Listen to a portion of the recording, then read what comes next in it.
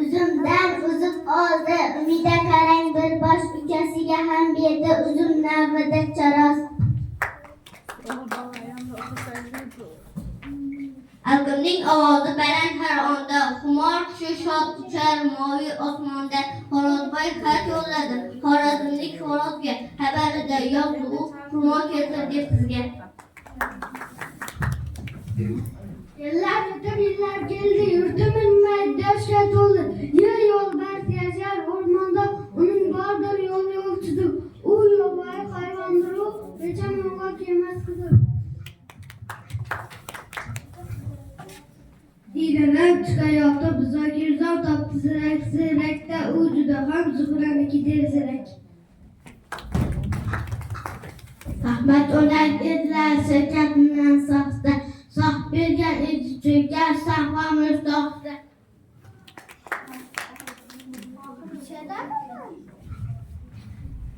Endi esa davramizga alifbe kitobini taklif qilamiz.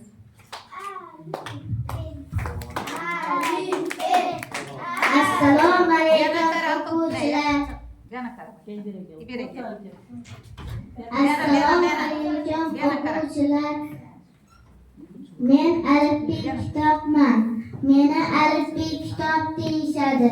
Meni yaxshi o'qib o'rgandingizmi? Ha! Unday bo'lsa menga harflaringizdan she'r aytib bering.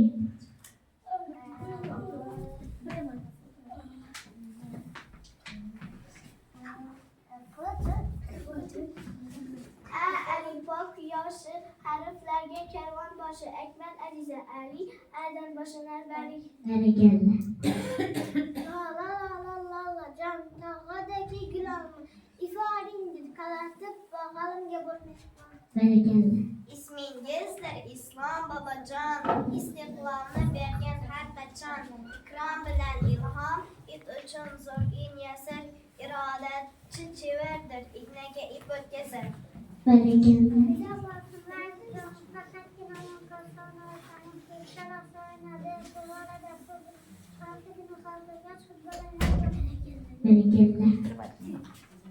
Bolalarga bosh va sizlarga sirdosh va Bahrom Barna Botir yozganda yo'ldosh bo'lar.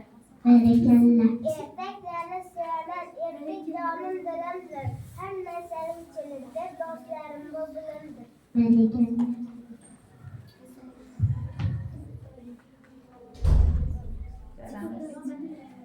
Sizlarga omad tilayman.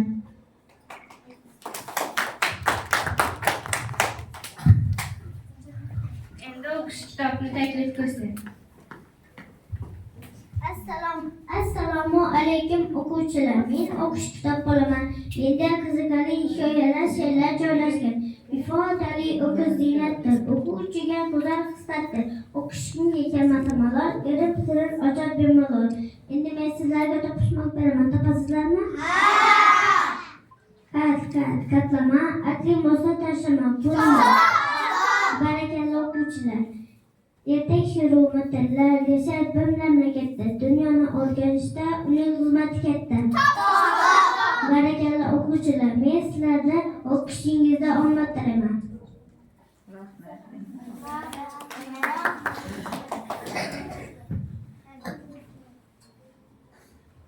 Endi navbatni birinchi sinf o'quvchilari tayyorlagan harf raqsiga beramiz.